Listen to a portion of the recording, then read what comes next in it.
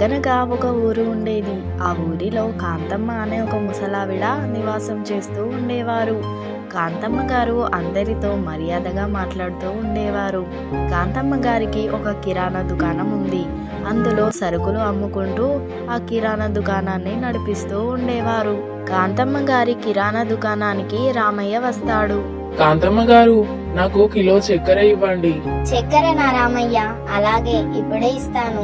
కాంతమ్మ గారు, ఈ కిరాణా దుకాణం మీరొక్కరే నడిపిస్తుంటే మీకు కష్టంగా అనిపించడం లేదా? ఎందుకు కష్టంగా అనిపించడం లేదు రామయ్య? కష్టంగా అనిపిస్తుంది. కష్టంగా అనిపించినా కూడా చేయక తప్పదు కదా. మన పని మనం చేసుకోకపోతే ఇంకెవరు చేస్తారు చెప్పు? అది కూడా నిజమే, కానీ మీరు ఇంత కష్టంగా ఈ కిరాణం దుకాణం నడిపించే బదులు ఎవరైనా ఒకరిని పనివారిని పెట్టుకోవచ్చు కదా. మీకు సహాయంగా ఉంటుంది. మీరు కౌంటర్ దగ్గర కూర్చొని డబ్బులు తీసుకుంటూ డబ్బులు ఇస్తూ ఉండండి. వచ్చిన పని వాళ్ళు సరుకులు ఇస్తూ ఉంటారు. మీకు సహాయంగా ఉంటుంది కదా కాంతమ్మ గారు. అవును బాబు, నువ్వు చెప్పింది కూడా నిజమే. నేను ముసల్దాన్ని. ఇటు అటు వెళ్ళి ఈ సరుకులు ఆ సరుకులు తీసుకొచ్చి ఇవ్వడం నాకు కూడా కష్టంగానే ఉంది. ఎవరినైనా పని వారిని పెట్టుకోవాలి. ఎన్ని రోజులని మీరు ఒకరే కష్టపడతారు? సహాయంగా ఎవరినైనా పని వారిని పెట్టుకోండి. సరే కాంతమ్మ గారు, నేను వెళ్ళొస్తాను. నాకు చక్కెర ఇవ్వండి. ఇంటి దగ్గర లక్ష్మి నా కోసం ఎదురు చూస్తూ ఉంటుంది. ఇదిగో రామయ్య, చక్కెర తీసుకో. రామయ్య చక్కెర తీసుకొని అక్కడి నుండి వెళ్ళిపోతాడు. రామయ్య చెప్పింది నిజమే కదా. ఎవరినో ఒకరిని పని వారిని పెట్టుకోవాలి. నాకు సహాయంగా ఉంటారు అని కాంతమ్మ గారు తనలో తాను అనుకుంటూ ఉంటారు.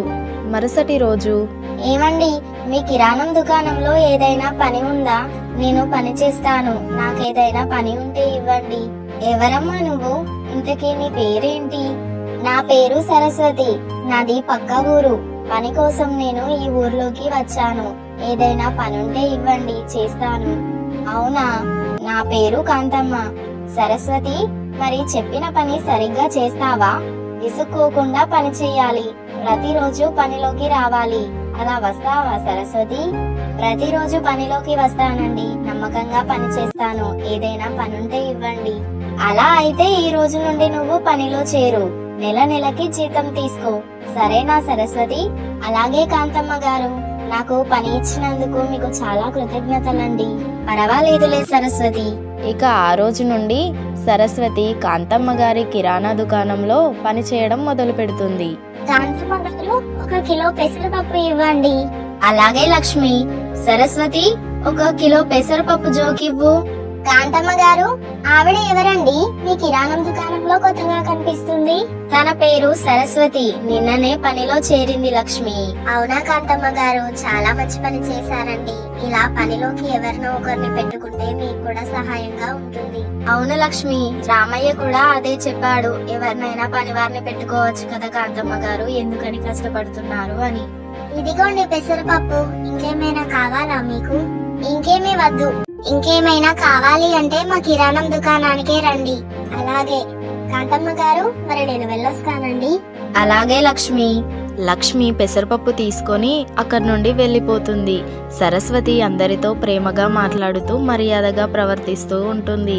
ఇలా కొద్ది రోజులు గడుస్తుంది. చక్కగా తన పని తను చేసుకుంటుంది. ఆ కిరాణం దుకాణానికి సరుకులు కొనడానికి ఎవరు వచ్చినా కూడా వారితో మర్యాదగా మాట్లాడుతుంది. ఇలా కొద్ది రోజులు గడిచిన తరువాత సరస్వతి ప్రవర్తనలో మాటలలో మార్పు వస్తుంది. కాంతమ్మ గారు, ఎలా ఉన్నారండి? ఎవరది? సురేష్, నువ్వా? ఎలా ఉన్నావు?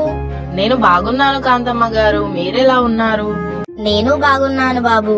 సిటీ లైఫ్ ఎలా ఉంది? అక్కడ నీకు స్నేహితులయ్యారా? బానే ఉంది కాంతమ్మ గారు, అందరూ స్నేహితులయ్యారు. అమ్మ పిండి తీసుకుని రమ్మంది కాంతమ్మ గారు. 1 కిలో పూరి పిండి ఇవ్వండి. పూరి పిండా బాబు? సరస్వతి, 1 కిలో పూరి పిండి జోకివ్వు. ఇదిగో పిండి ప్యాకెట్. ఇది చపాతి పిండి ప్యాకెట్ అండి. నాకు కావాల్సింది విడిగా ఉండే పూరి పిండి. దాన్ని 1 కిలో జోకివ్వండి. పూరి పిండి లేదు, ఏం లేదు. ఈ పిండి ప్యాకెట్ ఉంది. తీసుకుంటే తీసుకో, లేదంటే లేదు. కాంతమ్మ గారు, ఎవరండి ఈమె? తీసుకుంటే తీసుకో, లేదంటే లేదు అని అంత కోపంగా చెప్తుంది. మేము డబ్బులు ఇచ్చే తీసుకుంటున్నాం కదా, మాకేం మీరు ఫ్రీగా ఇవ్వట్లేదు కదా. అంత కోపంగా మాట్లాడుతుంది ఏంటి? ఇలా మాట్లాడితే మీ కిరాణం దుకాణంలోకి ఎవరు కూడా రారు. ఎక్కువ తక్కువ మాట్లాడకు. పూరి పిండి లేదు, ఈ పిండి ప్యాకెట్ మాత్రమే ఉంది. తీసుకుంటే తీసుకో, లేదంటే లేదు. అంతేకాని ఎక్కువ తక్కువ మాట్లాడకు. నీకు పూరి పిండే కావాలి అంటే ఈ ఊరిలో చాలా కిరాణం దుకాణాలు ఉన్నాయి, అందులోకి వెళ్లి కొనుక్కో. అంతేకాని ఇక్కడ పిచ్చి పిచ్చిగా మాట్లాడకు, అర్థమైందా? కాంతమ్మ గారు, అసలు ఎవరండి ఆవిడ? తను అన్ని మాటలు మాట్లాడుతుంటే మీరు ఒక్క మాట కూడా మాట్లాడడం లేదేంటి? తన పేరు సరస్వతి. నాకు సహాయంగా ఉంటుంది కదా అని పనిలో పెట్టుకున్నాను. నువ్వు బాధపడకు బాబు, తనకి ఏమీ తెలియదు. తెలియక అలా మాట్లాడింది. తన తరఫున నేను నిన్ను క్షమాపణ అడుగుతున్నా. దయచేసి ఏమనుకోకు బాబు. భలే వారినే పనిలో పెట్టుకున్నారు కాంతమ్మ గారు. ఇలాంటి వారినైనా పనిలో పెట్టుకునేది? ఇలాంటి వారిని పనిలో పెట్టుకుంటే మీ కిరాణం దుకాణం మూసుకోవాల్సి వస్తుంది. ముందు తనకి వచ్చిన కస్టమర్లతో ఎలా మాట్లాడాలో నేర్పించండి. మీ షాప్ లో ఉంది అంటే ఉంది అని చెప్పండి, లేదు అంటే లేదని చెప్పండి. అంతేకాని ఎక్కువ మాట్లాడడం ఎందుకు, వచ్చిరాని మాటలు మమ్మల్ని తిట్టడం ఎందుకు అని సురేష్ ఆ పిండి ప్యాకెట్ తీసుకోకుండా, సరస్వతి, అలా వచ్చిన వారితో మాట్లాడకూడదు. ఇలా ఇంకొకసారి మాట్లాడకు. అలాగే కాంతమ్మ గారు, ఇలా ఇంకొకసారి చెయ్యను. సరస్వతి, నేను నా కొడుకింటికి వెళ్తున్నాను. నేను తిరిగి రావడానికి 4-5 రోజుల సమయం పడుతుంది. ఆ లోపు నువ్వు ఈ కిరాణం దుకాణాన్ని చాలా జాగ్రత్తగా చూసుకో. ఇది నీ కిరాణం దుకాణం లాగా చూసుకో, సరేనా? అలాగే కాంతమ్మ గారు, ఈ కిరాణం దుకాణాన్ని నా సొంత కిరాణం దుకాణం లాగా చూసుకుంటాను. సరే మరి, నేను వెళ్ళొస్తాను. కాంతమ్మ గారు అక్కడి నుండి తన కొడుకింటికి బయలుదేరి వెళ్లిపోతారు. సరస్వతి తన ప్రవర్తనలో ఎటువంటి మార్పు ఉండదు. కాంతమ్మ గారు సరస్వతిని తన సొంత కిరాణంలాగా చూసుకోమన్నారు కాబట్టి ఆ కిరాణం దుకాణం మొత్తం సరస్వతిదే అన్నట్లు ఫీల్ అయ్యి ఇంకా పొగరుగా ప్రవర్తిస్తుంది. కాంతమ్మ గారు, ఎవరు కావాలి? ఎవరు మీరు? కాంతమ్మ గారు లేరు. కాంతమ్మ గారు లేరా? ఎక్కడికి వెళ్ళారు? ఎక్కడికి వెళ్తే నీకెందుకు? నీకేం కావాలో అది చెప్పు ముందు. ఎందుకండి అంత కోపంగా మాట్లాడుతున్నారు? ఇప్పుడు నేను మిమ్మల్ని ఏమన్నానని అంత కోపంగా మాట్లాడుతున్నారు? నేను ఎలా మాట్లాడితే నీకెందుకు? ముందు నీకేం కావాలో అది చెప్తావా, లేదంటే పిచ్చివాడిలాగా మాట్లాడుతూనే ఉంటావా? ఏంటండి మర్యాద లేకుండా మాట్లాడుతున్నారు? పిచ్చివాడేంటి పిచ్చివాడు? నేను మీ కంటికి పిచ్చివాడిలాగా కనిపిస్తున్నానా? కాస్త వచ్చిన కస్టమర్లతో మర్యాదగా మాట్లాడడం నేర్చుకోండి. మీ కిరాణం దుకాణంలో కొనడం కంటే వేరే కిరాణం దుకాణంలో కొనడం మంచిది అని అతను కోపంతో అక్కడి నుండి వెళ్లిపోతాడు. ఇలాగే సరస్వతి వచ్చిన కస్టమర్లతో పొగరుగా మాట్లాడుతూ ఉండేది. ఇలా 4 రోజులు గడుస్తుంది. కాంతమ్మ గారు ఊరి నుండి వస్తారు. నా కిరాణం దుకాణం ఎలా ఉందో ఏమో. సరస్వతికి అప్పగించి వెళ్ళాను కానీ తను ప్రతిరోజు పనిలోకి వస్తుందో లేదో, నేను లేనని ఇంట్లోనే ఉంటుందో ఏమీ తెలియదు. ఇంతకీ నా కిరాణం దుకాణం ఎలా ఉందో ఏమో. తొందరగా వెళ్ళి నా కిరాణం దుకాణాన్ని చూడాలి. కాంతమ్మ గారు అలా నడుస్తూ కిరాణం దుకాణం దగ్గర దాకా వస్తారు. అక్క అక్క, ఏమైనా తినడానికి ఉంటే నాకు ఇవ్వక్క, చాలా ఆకలిగా ఉంది. ఎవడ్రీ నువ్వు? నీకు నేను ఫ్రీగా తినడానికి ఎందుకు ఇవ్వాలి? తినడానికి ఇక్కడ ఏమీ లేదు. వెళ్ళు వెళ్ళు. ఎక్కడి నుండో వచ్చి ఇక్కడ తినడానికి అడుగుతున్నాడు, దొంగ వెధవ. సరస్వతి అన్న మాటలకి ఆ పిల్లవాడు అక్కడి నుండి బాధతో వెళ్లిపోతాడు. ఇదంతా కాంతమ్మ గారు అక్కడే ఉండి చూస్తారు. కాంతమ్మ గారు కిరాణం దుకాణం ముందుకు వచ్చి నిలబడతారు. కాంతమ్మ గారు, ఇంత తొందరగా వచ్చారేంటండి? ఇంకా 4-5 రోజులు ఉండి వస్తే అయిపోవు కదండి. సరస్వతి, ఈ రోజే నిన్ను పనిలో నుండి తీసేస్తున్నాను. నువ్వు పని మానేయాలి. ఇక నుండి నువ్వు పనిలోకి రాకూడదు. ఎందుకు కాంతమ్మ గారు అలా మాట్లాడుతున్నారు? నన్నెందుకు పనిలో నుండి తీసేస్తున్నారు? నీకు చెప్పాల్సిన అవసరం నాకు లేదు. ఈ క్షణమే నువ్వు ఈ కిరాణం దుకాణం నుండి బయటకి వెళ్ళాలి. నువ్వు పనిలోకి రాకూడదు. వెళ్తాను. ఏదో మీది పెద్ద కిరాణం కొట్టులాగా ఫీల్ అవుతున్నారు. ఈ చిన్న కిరాణం కొట్టుకే పెద్ద యజమాని లాగా ఫీల్ అవుతున్నారు. ఎన్ని కిరాణం కొట్లు లేవు? మీ కిరాణం కొట్టు ఒకటే ఉందా ఏంటి? ముందు నువ్వు కిరాణం దుకాణం నుండి బయటకొచ్చి మాట్లాడు. నువ్వు ఇక్కడ నుండి వెళ్ళిపో. అయ్యో కొట్టు, కిరాణం కొట్టు. వెళ్తాను, లేదంటే ఇక్కడే ఉంటానా ఏంటి ముసల్లానా అని పొగరుగా మాట్లాడుతూ సరస్వతి అక్కడి నుండి వెళ్లిపోతుంది. సరస్వతి చాలా దుకాణాలు తిరుగుతుంది. పని కోసం చాలా రోజులు తిరుగుతుంది. అయినా కానీ సరస్వతికి ఎవరు కూడా పని ఇవ్వరు, పనిలో పెట్టుకోరు. నేను ఎన్ని కిరాణం దుకాణాలలో పని అడిగినా కూడా నాకు ఒక్కరంటే ఒక్కరు కూడా పని ఇవ్వడం లేదు. నేను ఏం చేయాలి? నేను ఎలా బ్రతకాలి? ఇక నాకు కాంతమ్మ గారే దిక్కయ్యేలా ఉంది. నేను కాంతమ్మ గారి దగ్గరికి వెళ్ళి పని చేస్తాను అని సరస్వతి కాంతమ్మ దగ్గరికి వెళ్తుంది. కాంతమ్మ గారు, నేను మీ దగ్గర పని చేయడానికి వచ్చానండి.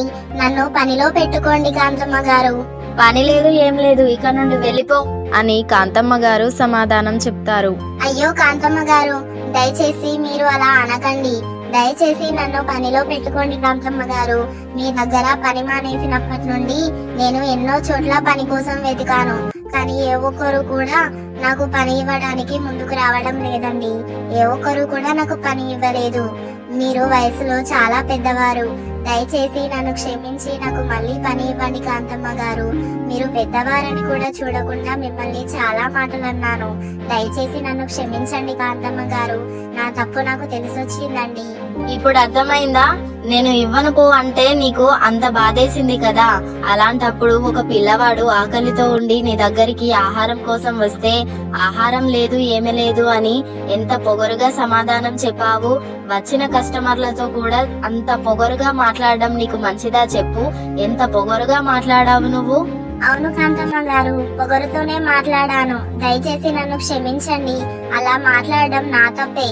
దయచేసి నన్ను క్షమించి నన్ను మళ్ళీ పనిలో పెట్టుకోండి కాంతమ్మ గారు. నీ తప్పు నువ్వు తెలుసుకున్నావు కాబట్టి ఈసారి నేను క్షమించి మళ్ళీ నిన్ను పనిలో పెట్టుకుంటున్నాను. ఇంకొకసారి ఇలాంటి విధవేషాలు వేసావనుకో ఈ చుట్టుపక్కలలోనే నువ్వు కనబడకుండా చేస్తాను. ఏమనుకుంటున్నావు? జాగ్రత్తగా పని చేసుకో, సరేనా? మర్యాదగా అందరితో మాట్లాడాలి, మర్యాదగా అందరితో ప్రవర్తించాలి. అలాగే కాంతమ్మ గారు, అందరితో మర్యాదగా మాట్లాడతాను, మర్యాదగా ప్రవర్తిస్తాను. చాలా కృతజ్ఞతలు కాంతమ్మ గారు. మళ్ళీ నన్ను పనిలోకి పెట్టుకున్నందుకు చాలా కృతజ్ఞతలు. ఇక ఆ రోజు నుండి సరస్వతి చక్కగా పని చేసుకుంటుంది. వచ్చిన కస్టమర్లతో కూడా చాలా మర్యాదగా మాట్లాడుతూ తన పని తాను చక్కగా చేసుకుంటూ ఉంటుంది.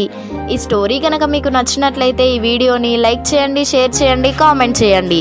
మరిన్ని ఇలాంటి వీడియోస్ కోసం మన కార్టూన్ టీవీ అనే ఛానల్ని సబ్స్క్రైబ్ చేసి నన్ను సపోర్ట్ చేయండి.